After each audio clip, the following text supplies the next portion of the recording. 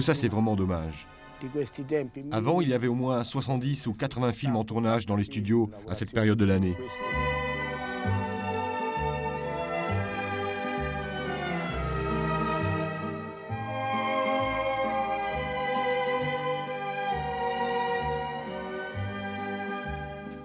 Dans les années 60, le monde entier rêve de Cinecittà, Visconti, Antonioni, Pasolini, Fellini.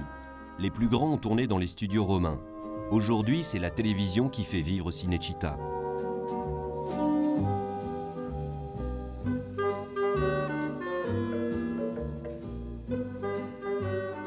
Ella Weber rejoint chaque jour les studios pour l'enregistrement de l'émission qu'elle anime sur l'une des chaînes de Silvio Berlusconi.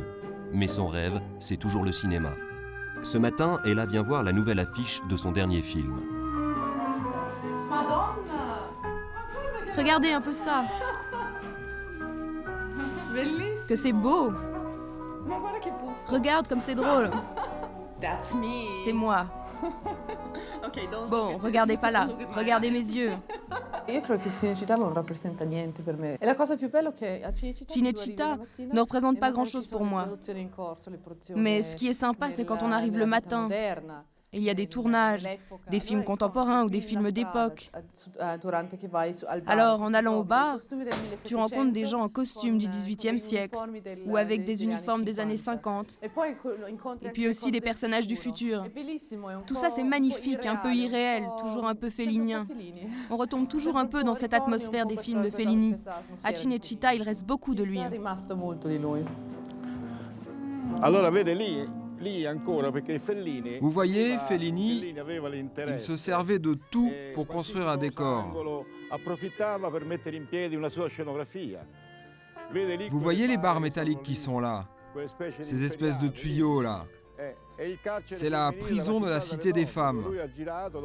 Il tournait là avec toutes ces femmes qui écartaient les barreaux pour s'enfuir de la prison. Ici, on le surnomme la mémoire de Cinecittà. C'est Nando Cacciamari, le plus vieil employé des studios, gardien depuis 45 ans. Nando a connu les plus grands cinéastes de l'âge d'or de Cinecittà. Alors ici, vous pouvez voir le magnifique décor construit pour le film d'Ettore Scola, Le voyage du capitaine Fracasse. C'est vraiment un beau décor. Il a été construit en 1990.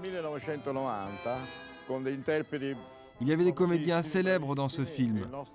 Notre Massimo Troisi, qui malheureusement n'est plus là, et aussi Ornella Muti.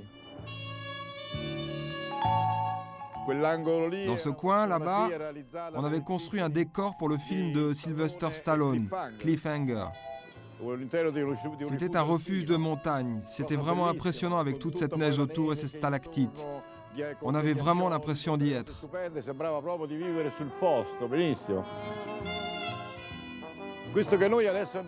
Et là, ce que vous voyez là devant vous, c'est le célèbre plateau 5, le grand plateau 5, où Fellini a réalisé la plupart de ses films.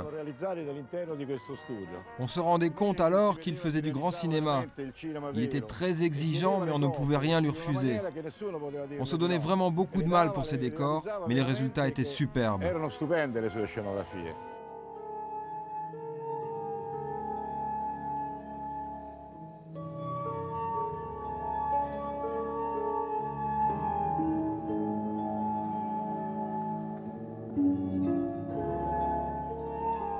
Il n'y a aujourd'hui qu'un seul film en tournage dans les studios et il est français.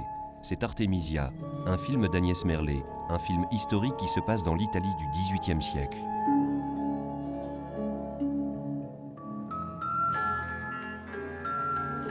Pour Benoît Delhomme, chef opérateur du film, tourner ici était un rêve. Pour moi, arriver à Cinecittà, c'est un truc effectivement très mythique. Ce grand studio, c'est un peu comme Hollywood et tout ça. C'est le Hollywood italien, quoi. Mais en fait, il n'y a pas tellement de passé dans les studios, c'est des murs, quoi. On sait que dans ces murs, il y a eu des choses extraordinaires, des décors extraordinaires. Et tout a été détruit, évidemment, au fur et à mesure des films. Donc en fait, ce passé, c'est quand même très abstrait, quoi, le passé d'un studio. En Italie, il y a un culte de la lumière qui est assez énorme, quoi, en fait. C'est des gens qui, le matin, quand ils arrivent sur le plateau, qui peuvent chanter en installant un travelling. Il y a un côté comme ça, début du cinéma, enfin, très amour du cinéma qu'on a perdu, quoi, ailleurs, quoi. Il y a un état d'esprit. Qu'est-ce que c'est pour moi, Cinecittà? Pour moi, Cinecittà, c'est tout. À mon âge, je suis amoureux de Cinecittà. En réalité, c'est le cinéma que j'aime. J'ai 65 ans et je travaille toujours pour le cinéma.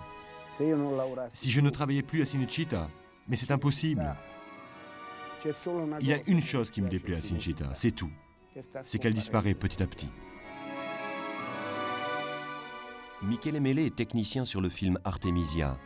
Il a travaillé sur plus de 150 films et a vu l'ambiance des studios changer au fil du temps. Tout ça, c'est vraiment dommage. Avant, il y avait au moins 70 ou 80 films en tournage dans les studios à cette période de l'année. Aujourd'hui, tout est fini. La télévision, la RAI a tout démoli.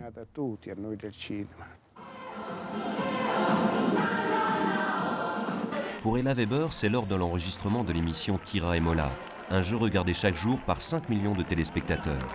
Ella co-présente avec Paolo Bonolis, une star du système Berlusconi.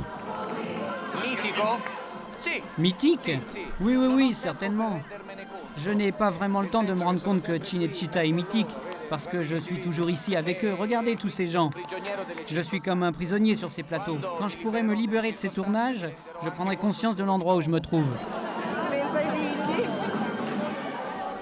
Cinecittà est devenue une usine à audimat où les nouvelles stars sont des animateurs. La majorité des studios sont occupés par les chaînes de télévision. Les monstres sacrés du cinéma italien comme Anna Magnani ou Marcello Mastroianni font désormais partie de la légende.